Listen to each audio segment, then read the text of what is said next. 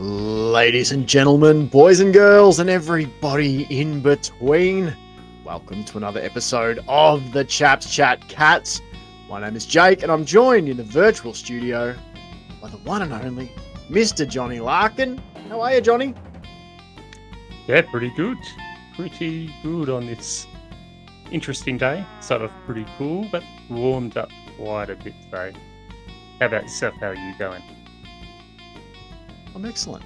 Excellent. Started off with a good That's run. good. Watched some NFL Nice. playoffs. And yeah, Nice. ready to launch into some podcasting with you. We are, of course, a member of the Hoops Crew Media Network.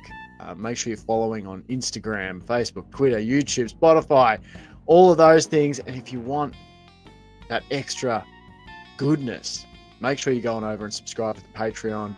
I believe you can subscribe to I don't know if you need to subscribe to be a member on YouTube yet or not. I need to confirm that. I know there is some sort of thing that's happening there with the YouTube. I need to check out those details. I know you can definitely subscribe to be a member on the Patreon channel. And it's something to keep in mind, Johnny. The Hoops, Ben, Paul, they've been doing their summer series. They've got a great episode with Phoenix Foster that just came out yesterday for the public. It released, and go watch that on YouTube, etc. But if you remember on the Patreon channel, that came out multiple days ago. So there's more of Multiple. that on the way. There's the next 2 Sundays. There's more episodes dropping with Phoenix Foster. If you want early access to those, go and jump on the Hoops Crew Patreon subscription. It's only $5 a month, cheaper than a cup of coffee, and we go year round. Plenty of Cats content year round, men's, women's, VFL, AFL. It's all there. So with all of that covered, Johnny, let's get into our show this evening. And what have we got for the good listener on the show tonight? Well, We've got a smorgasbord of tonight on good the show. stuff. Oh, absolute smorgasbord. We've got what we want to see. Take it in turns. Got a few players to get through here. What we want to see from those particular players in 2024. We've drawn out a few names from the randomizer. You and I will each do a couple of players there. And then for the Patreon subscribers, we're going to go behind the Patreon curtain and begin a process that we're calling Immortal Moments. That's where we choose. The idea is, the conceit is, if you had to get 3 images from Geelong Cat's 21st century success tattooed on your skin to immortalize the key moments, in your opinion, from the dynasty, which 3 moments are you choosing? We're going to start that tonight. You and I are going to pick one each of where we would go. So if you want to listen to that, if you want to watch that, go on over and subscribe to the Patreon. Before we hit either of those things, Johnny, I wanted to quickly talk about a little news story. There's not a lot of news. It's been really quiet this It has been off-season in quiet, terms of the news cycle. Cats haven't which been is good. involved in many trades or anything like that. Hey, no news is good news. Absolutely. But I wanted to just put to you, Johnny, there's a little 2024 news piece on the Cats website. Dangerfield Stewart, Yes. the lead again in 2024. Dangerfield to go around as the captain again, Stewart to go around as the vice captain. I'm not surprised that there's not any changes, to be honest, there, but what are your thoughts on that? Are you happy to move forward with the same duo as last year? Happy to move forward with the same hierarchy of Dangerfield as captain and Stewie as vice captain for 2024? Yeah, I've got no issues with that at all. They had a bit of a tough first year as captain for Dangerfield and vice captain as Tommy Stewart without Selwood. But I thought they had the moments throughout the year where they definitely looked the part. Especially Dangerfield had some real captain-like games and moments throughout the year. So no doubt he'll be able to repeat that this year and hopefully at a more consistent and higher level as well, as the whole team will be looking to do what they did last year, but just better. And yeah, I've got no other issues with it at all. I think they both did perfectly fine. No surprise. I think the only change that could have been made would be Tom Stewart captain, but no, I don't think. I don't think he's too fussed. I think he's just more happy to put to bed last year and get on with this season, and he's not going to be losing any sleep over not being captain over Dangerfield. I think he'd be rather happy with Dangerfield being the captain, being a big name. He'll take all the media stuff, a bit more of the spotlight. Tom Stewart just do Tom Stewart things in the games. So no drama at all. Yeah, and it's interesting just to look. Stewart will be 31 this year. Um, in March, I think that he's the next captain. I think Yep. Dangerfield, whenever he goes, could be, this could be the last season. We don't know. I think he'll hand over, and it'll be the Tom Stewart era. I feel like you can already sort of see that in a way, with the fact, like I saw it was Tom Stewart giving an interview about, being excited to return and what he was, expecting and feeling about the playing group and that sort of thing this year after Christmas. Maybe something that traditionally, maybe at other clubs or in other times, might have been the captain. It was Stewie saying those things. So I feel like they both seem to get a fair share of the media duties, and Mm. I think it's really wise. I think it's ultimately been a really good decision from the Cats after, the Selwood era. It was such a big shadow to step into. I actually, and we discussed it a bit on the pod last season. Like, I think it's the perfect duo. I think it would have been a lot for Yep. Stewie to step into on his own. And I think we talked about, we would have felt, given the season last year, he might have been really hard on himself. And that would have been a lot to carry for him. I feel like Dangerfield is so, he seems so confident, in his Yes. own sort of self-image kind of thing, that whatever happened last year, he was going to be able to carry that. So I feel like they're the perfect duo to really do this job that needs to be done post Selwood era, and then we'll move forward with something new in the next few years. But I think there'll be a handover from Dangerfield to Stewart, and then when Stewie's done, who knows? They might go with someone a little bit younger, and who's going to be able to Atkins. carry the club forward for, yeah, Tommy Atkins. So yeah, no, I like it a lot. I like Yep. it a lot, and I think changing after 1 year wouldn't have made any sense. I think that, the club's taken, like, it's been able to have its cake and eat it too. I think we're going to be able to stay Yeah. competitive and remain finals and premiership contenders, even in this really challenging time where Selwood's gone and it's, potentially this Yeah. massive void being left. So I think the club is in the right hands with those two in Most those leadership positions. most definitely. Yeah, they're in good hands. They've Yeah. got good backup throughout the whole team and coaches and Mm. administration and all that. So yeah, there's no shortage of support, and you can definitely see that. It doesn't feel like Dangerfield's there being the face of the club 24/7. Like a lot of times, Atkins is doing interviews, Stewart's doing interviews, Hawkins, other players are going out there as well and doing media stuff. So yeah, I don't think it's just a Dangerfield is captain, so he's got to do everything. It's more he's just a captain on the day, and he'll rev up the troops when they need to rev up. He'll give them a bit of a pre-game speech, or Tommy Stewart will, but it's more of just that. Who needs to be the captain? We just need a captain, so why not Dangerfield? Because he can give a good speech, I reckon. And you know, Mm. as I said, he's a big name player. He's one of those players that has a big name in the whole AFL. So why wouldn't we name him as captain? Yeah, absolutely. No, I agree with all of that, Johnny. Um, yeah, well, I think that's all I really wanted to talk about Yeah. in that little Not much segment. else Let's news, get is on there? to no, it's been very, very quiet. Yeah. Match Let's get sim. into They had some a match what sim which seemed to go alright, but yeah, okay. not much Yeah, else. I hadn't heard anything about that, but No, you it's might have got just little notes it was or just on something. the Instagram, just the stills Ah, of the match sims they do between themselves and so the yeah, players are looking good. fit and Players, they're firing. looking fit, firing. As much as you can Well, tell that's from a still photo. yeah, yeah. Still photo of 15-second like reel on Yep, Instagram. Um, let's get into it, Johnny, with let's some do. what we want to see. Um, I'm going to let you start us off. All right. And the player that was drawn for you to start us off Who? is a player who was playing his first season for the Cats last year. Drafted out of South Australia, a big Oh boy. key position, marking player, a player who has been on the hoops crew a bit. Phoenix Foster, Johnny, Lovely. obviously last year played a lot in the VFL, didn't make a start in the AFL in year one, but was drafted lower down in the draft. So there wasn't necessarily an expectation that he'd be a year one starting player.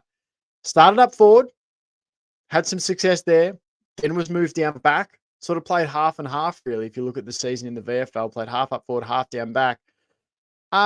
What do you want to see from Phoenix Foster in What do I 2024? want to see from the bird? I'll call him the bird. The big Phoenix, Phoenix. the big Phoenix. I would really like to see him have a debut game, which I believe he probably could get this year. I don't see why not. I think the Cats have got a lot of the debut players games going to happen this year. I'd like, I would like to see him up forward as well, and I'd just like to see him go out there and play his game. And I think he knows what his game is.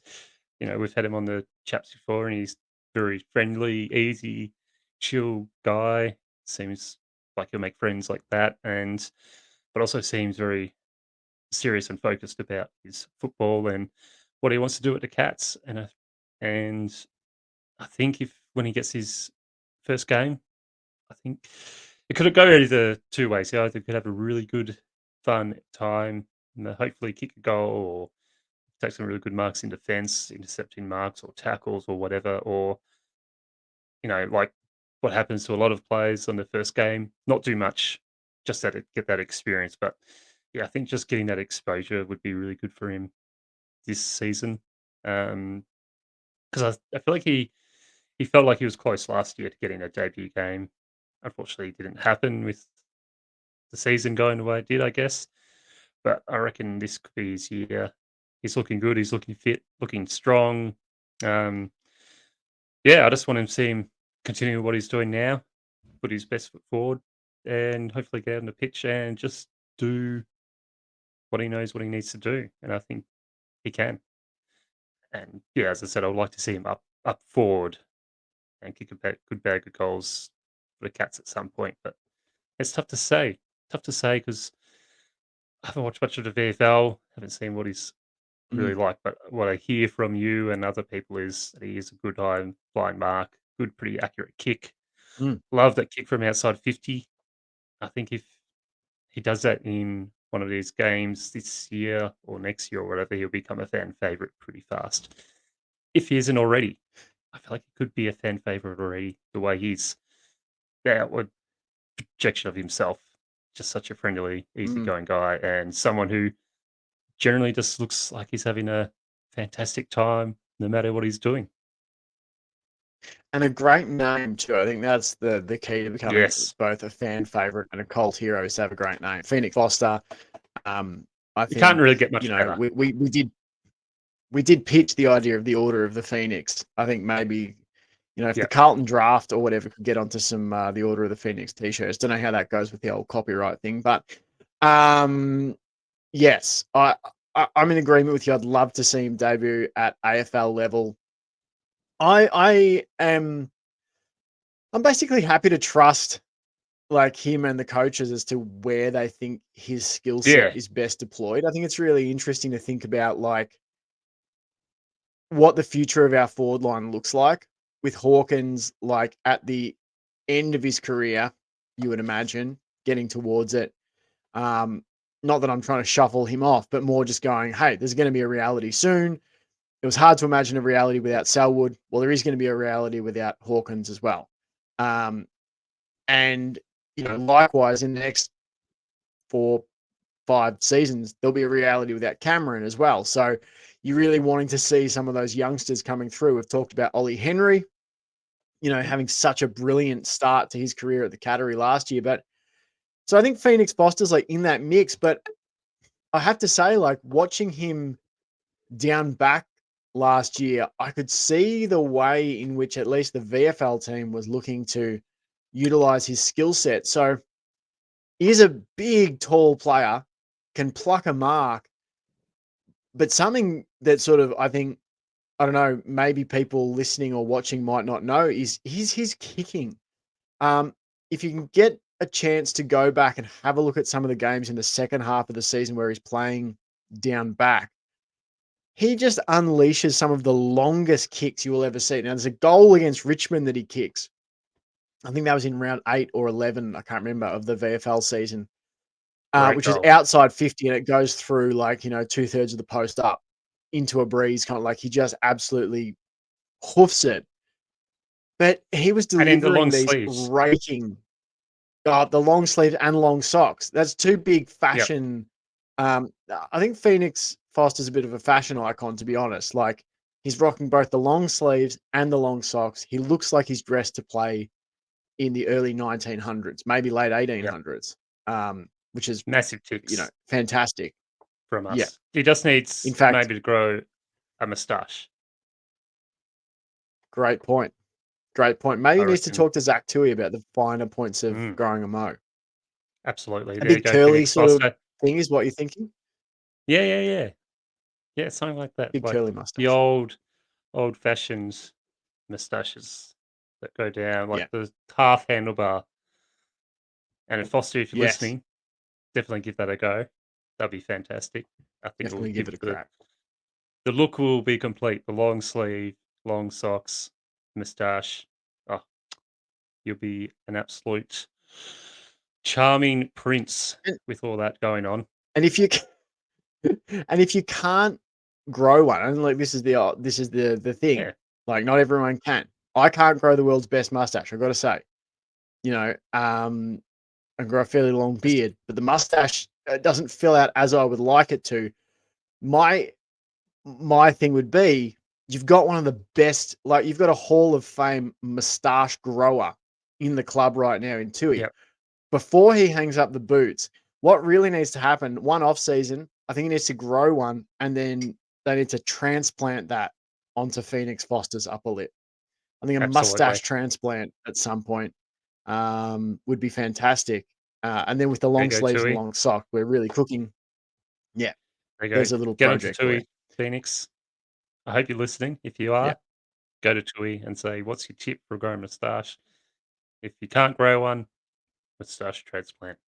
transplant it. And Yeah, get it and if done. Tui's not involved, we'll try and get our friend to transplant his moustache over to Phoenix Yeah, Foster he's got a because great mustache. he's got a great Definitely. one.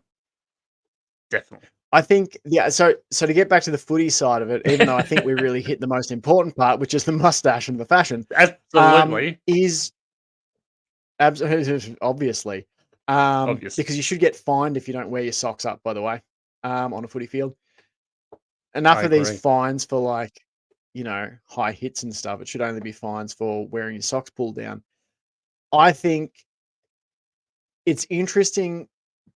I feel like Geelong is getting really good at drafting body types and skill sets, right? Draft someone like Yep. Blixarves in, you're like, we really like all the athletic traits. Then we'll work out where he fits. I kind of feel like Phoenix Foster and a number of guys fit that profile where it's like, we love the physical profile. We love this guy's like a long, raking, accurate kick. Some of Phoenix Foster's kicks out of the back line were just exceptional last year. And so it's like, let's just get that talent in and then we'll work out where it fits. So I guess I'm excited to see how they make it fit, where they decide to Mm, deploy him. But I agree with you, Johnny, on the initial point that I want to see him make his debut this year. Um, my first player, speaking of Irish guys, is O'Sheen Mullen. nice. What do I want to see from O'Sheen Mullen in 2024? Um, Interesting question. Because again, speaking of athletic skill, like just drafting a player based on traits and then working out where you're sort of going to fit him, sort of drifted around. Like, he definitely started playing sort of like half back and that sort of thing in the VFL last year, which was very much like what he played in Gaelic football, sort of an attacking half-back sort of player who marauds forward off that back flank to get involved in the attacks. Then you saw him sort of roll through the midfield a bit last year, even at AFL level. They actually popped him up at a couple of stoppages. He found himself in the forward line a couple of times. Not for extended periods of time playing as a forward, but I just think his combination of power and speed, and his instincts in linking play is really exciting. And what I want to see this year, for context, in the VFL, he played round 1 against Carlton, 15 disposals, 3 tackles. Then he didn't play again until round 6, 12 disposals, couple of tackles, 3 marks. Played round 8, 11 disposals, 4 tackles. Then, believe he was called up into the AFL side, maybe. Didn't play VFL again until round 14, then played round 15, round 19, 21, 22. So, played 1, 2, 3, 4, 5, 6, 7, 8 games in the VFL, and then 6 games in the AFL. Now, some of those AFL games, I'm pretty sure at least 2 of them were as a sub. What I would like to see is consistency of game time. Now, he had some struggles, I think, with injury. I don't know how much. It was hard to sort of get information on what was going on with him last year, but there were stretches where he'd miss games in the VFL and be like, what's going on? And I can't remember if it was ever really, I don't know, spoken about that much, but it seemed like it was sometimes a struggle to get those games together consistently. Whether it's AFL or VFL, I just want to see him play more footy in 2024, because I think that's what is needed. When he started to put back-to-back games together, you saw the development start to happen. Yeah. Probably played his best 2-game stint in the VFL. Casey Demons, he had 17 touches, 5 tackles, followed that up against Sydney with 19 touches, 4 marks and a tackle. Those were his 2 highest disposal counts of the season. He did equal that 17 against Collingwood, but that's the big one for me. Consistent games. I want to see him playing every game in the VFL. And when he's not playing VFL, it's only because he's pushed his way into that AFL team, either as a sub or whatever it might be. Just want to see a higher volume of games. Like if you look at it, he's essentially played 14 games of footy total last year. I'd like to see that higher. I'd like to see that up the 20 mark next year. So that's my what I want to see. I don't know if you've got any thoughts about O'Sheen Mullen, but it's more games in 2024 is the key to help build his learning of the game. Yeah. Yeah, I reckon. Yeah, that'll be like my want as well. Is to see him, get more game time, learn the game a bit more. This is what his 3rd year now at the Cats, so or 2nd year. Just his second. That was his first year Second. last year. Was his first. That's right. Yeah. That's Yep. right, because he was going to come, then he didn't, and then he came last year. Yep. Yeah, more games, a bit more exposure. He's definitely got a lot of talent. You can see that, and as you said, as the year went on, he got more and more confident in himself and his abilities, and he can. It's just those last few moments where he's got the ball, and it just looks like he's rushed. He's rushed to the pace of the game, the pressure, and also just going, "What do I do now?" Sort of like a dog chasing a car. You know what your target is, Mm. but as soon as you get it, it's like, what's the next step? So yeah, it's sort of that next step for him, which we most likely find out this off season. And I think once he does know that next step, he could become a very good and dominant player for the Cats. Like he's touted as one of the best in Irish in Gaelic football. Mm. So he's got a lot of talent, and I also reckon he should be talking to Ashling Maloney as well, because she's come from a very similar boat. Yeah. But she came in and just came in flying. So I think he should have get some words of encouragement from her, Zach Tui obviously would be doing the same, Anna Rose Kennedy as well. I think they all could offer a bit of advice on what to do and what to expect. Mark O'Connor as well, but yeah, I agree with you. More games, get more learning into him, and just see what happens. What's the worst case scenario? Best case scenario is Yeah. who knows? Who knows what he could Mm. become? Worst Yeah, case is I think he's really just a got split. an amazing, set of skills, both physically, like athletically and that. And then I think you saw flashes of it in the VFL where, Mm, some real class with the ball. Sometimes it wasn't. Sometimes it was like, oh, yep, this is a player, kicking the footy for the first time. Other times it was like, oh, he just hit a really nice target off his left or his right. yeah, So I think there's a lot of promise there. But I think like a lot of these like younger players, or at least young to footy, like an O'Sheen Mullen, is like there's nothing wrong with them taking a 2 seasons playing no, mostly VFL. The idea for me would be that next year, 2025, you would hope that his development would dictate that he's in the side regularly in the AFL, that he's sort of pushed for a place. But this year again is an increased like development year, but we want to see more games from him, so you've got more yeah. chance to evaluate where he's at.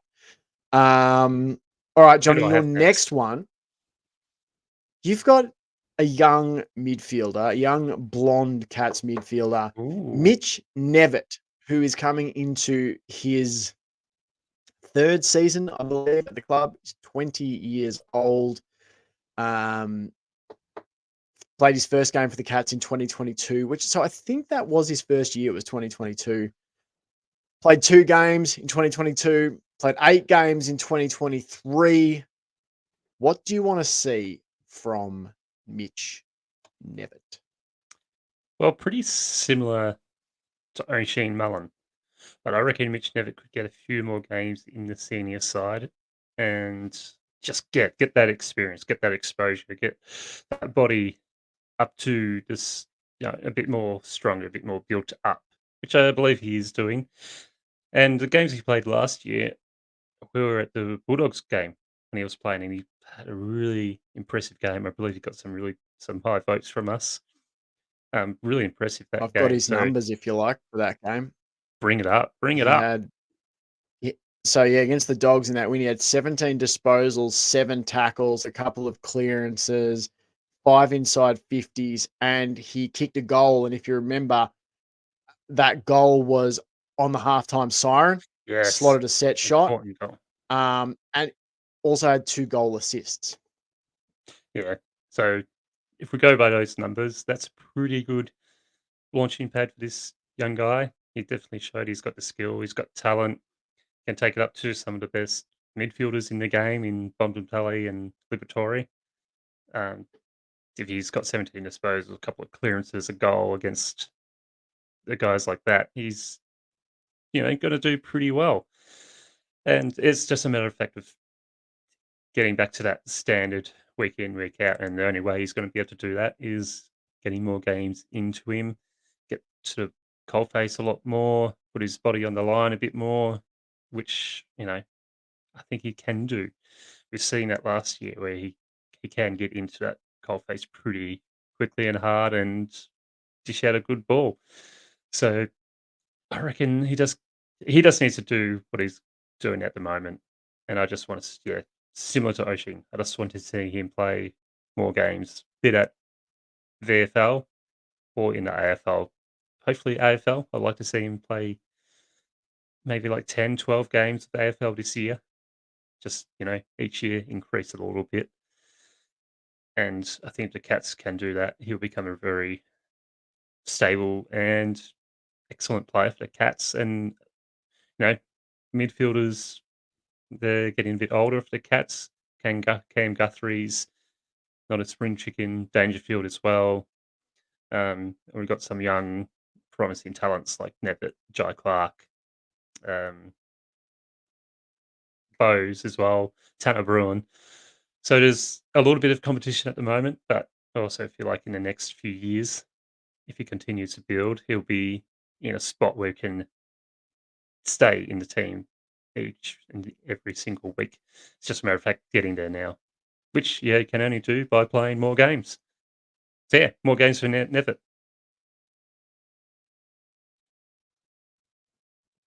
Yeah, no, totally agree. And like a side note is probably want to see, and I think you've already seen season on season with Nevitt, like the physical development thing, like Mm, another season working out at the club gym, another season, doing all that, off season training.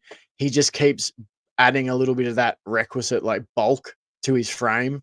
So you would hope that year 3, year 4, you're starting to get that, you know, and I mean, it's you think about they talk about players hitting their straps like their mid 20s. He's still got some years to go on that. Like he's only 20 this year. He debuted at yeah. 19.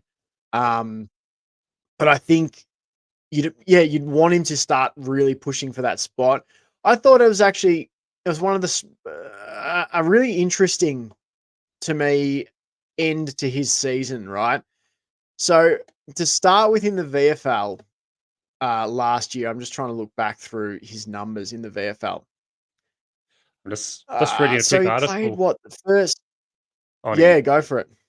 So just reading a quick article, and they're saying that he wants to sort of do what Joel Selwood used to do, which was called Joel Selwood used to call the lonely hours, working on his craft, which must be working outside of club hours or on the ground after hours. He said he's willing to do that, Mhm. and he said he's happy to talk to. He said he's very sportful choice on who he can talk to about improving certain parts of his game, which is good. It's good to hear from a young guy going, I'm not going to waste my time here by not talking to the likes of Tom Stewart, Dangerfield, Zach Tui, Jamie Cameron, Tom Hawkins about aspects of his games. And one thing he wants to learn, make his main weapon this year is overhead marking, which Mm. excites me. I reckon if he can work on that overhead marking in the midfield, that's exciting. Absolutely, absolutely, Johnny. I was just doing a quick bit of maths on the old napkin. Um, Started off first month in the VFL last year. Had Was interesting, sort of like 18 touches, 5 marks, 1 tackle, 8 touches, a mark, no tackles, 12 touches against Box Hill, 4 tackles, 18 touches against Werribee. Played really well in that game against Werribee, which the Cats won. I think we were the only side outside of the grand final team, Suns, to beat Werribee last year.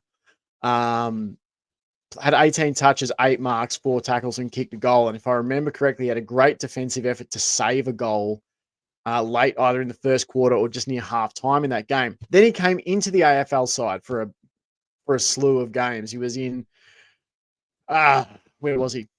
Rounds 6, 7, 8, 9, 10, 11, 12. He was in the AFL side, including that performance against the Dogs, which I think was easily his best performance of the season. And then he got dropped. Now, what's interesting to look at the first month he played in the VFL, he averaged 2 tackles per game in the first month. And it was something that was criticized of him, I think, a lot in fan circles, at least, when he was in the AFL, was he wasn't bringing enough defensive pressure. If he didn't have the ball, he wasn't really having an impact.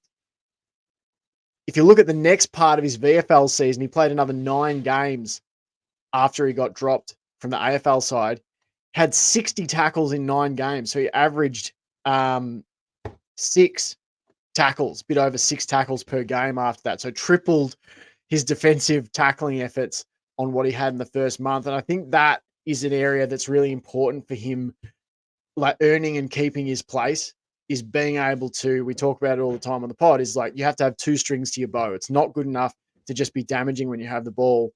When you don't have the ball, you have to be able to offer something because other players Yep. are going to. And so I think I'm interested to see if he comes in early in this season. How's that tackling pressure? Because like to end the season, after he got dropped, he went 9 tackles and 20 touches against the Dolphins, Frankston, 12 tackles and 15 touches in a loss to Casey, 20 touches and 12 tackles with a goal against Sydney. So he really cranked in in the second half of that VFL season with his defensive pressure. So I think that's an and important that's one for him to secure his yeah, spot. and also that's a good indication that he's willing to listen and to apply Mm, the feedback and ideas of outside and the coaches and all that to his game. Go, mm, what am I lacking in? And then they tell him, and he goes off and works on it, which is really positive sign that he's not afraid to take the criticism and then improve mm. upon that, which you definitely want to see in a young guy. And tell you, what, I reckon he's a very, very exciting prospect. I think there's a lot in him that should excite everyone. And I really reckon he's another And one of if it, those players that's just going to fly under the mm, radar. And then by the time everyone notices, like opposition fans and opposition players noticed, he's going to be a outright superstar. Hopefully, fingers crossed. in it, in his first 15 VFL games, he'd had 3 games with 7 tackles. He'd never had any more than 7. And then in his last 9 games last year, he had 4 games where he had 7 or more, and 3 of those was 9, 12, and 12. So there really was a concerted effort to lift those Yeah, numbers. I have to imagine, because that certainly was when you watched him. Um, it's kind of nice. We've drawn 4 young players tonight, because I'm going to take us out here, Johnny, with Shannon Neal. Big key forward. lovely. He's been around the Cats for a bit. He's 21, 22 later this year. Only managed 5 games so far for the club, but a big part of that has been, he's been limited to injury, by injury. He was held out with injury in 2021, I believe. If you look here, he only had 5 VFL games. He played rounds 1 and 3, then wasn't back till rounds 11, 12, and 13, and then didn't play another game that year. The next season, 2022, he played most games in the VFL. Then last year, played rounds 1 and 2, didn't come back again till round 14, and played 14, 15, 16, 17, 18, and 19. And then I think from memory, he got bumped up into the AFL team in the latter part of the season. Just trying to look where that was. Yes, rounds 22, 23, 24, he played against Collingwood, St Kilda, and the Dogs. I want to see Shannon Neal back himself to be the monster, because we Yep. talked about this on the pod last year, that he's huge. He's enormous. He's of a frame. He's of a size that should worry defenders. And so I want to see him back himself to go for those big pack marks, to get out on the lead, just basically back his skill set. I think at the moment, he's not convinced that he's one of the monsters. That's what I've sort of had a Yeah. look at a few times at AFL level. Now in VFL, it's different. In the VFL last year, he played 8 games, I think it was, and kicked 17 goals. So he averaged 2 goals a game. He also averaged 5.5 marks a game in the VFL last year. So had no problem marking the ball. Mm. Ended the season in a really strong patch of form in the VFL. If you go back to the Sydney game, which was in round 15, only had 5 disposals, 2 marks, but he kicked 3 goals in that game. 3 games from 5 disposals. The next week against North Melbourne, 7 touches, 5 marks, 2 goals, 1. Pretty good in a losing effort. Against Essendon, 15 touches, 5 marks, 2 goals, 2. Kicked 3 goals, 1 against Brisbane in what was a really tough outing for the Cats against a really talented Lions side. But that was 8 marks, 3 goals, 1, and then finished the season Nice. in the win over the Bull Ants. Finished his VFL season, 21 disposals, 11 marks, 3 goals, 4. So in the AFL, he's only had 3 scores. He averages 1 score a game last season. He averages under 1 score a game across his 5 games career. I just want to see him basically take that confidence he has at VFL level and realize that he's big and strong enough and scary Mm. enough that if he puts himself in the right positions, he can scare AFL defenders too. So I think it's a tough task when he comes in and replaces Hawkins, say, and that's often when he's getting in. Yep. Is it's like, oh, Hawkins is out, so in you go, Shannon. It'd be great if he could somehow get the opportunity to play when you've got, like those other big forwards around him, just so that he's not drawing the biggest defender. But Yeah. that's it for me, really, is just taking the confident approach he seems to have at VFL level and trying to apply that at the AFL level, because I think he's big enough and strong enough and nasty enough. And I actually really like his kicking. I know it doesn't look like that crash hot when you look at his VFL stats, like 3 goals, 4. Some of the goals he kicks, though, the set shots, like he's the kind of player who goes back and takes the straight drop punt tucked in the pocket and can nail it. So I think there's the framework of a really good player there, and it's just about that change in mindset. You saw Hawkins have that in his career when he suddenly went, oh, wait, I can throw these guys around at the AFL level like I can in the VFL. Yeah. And I just, that's what I want to see. I want to see Neil get the opportunity again at AFL level this year. To start with, let's see him dominate the VFL. Let's see if he starts in the VFL this year. I want to see him tear it up.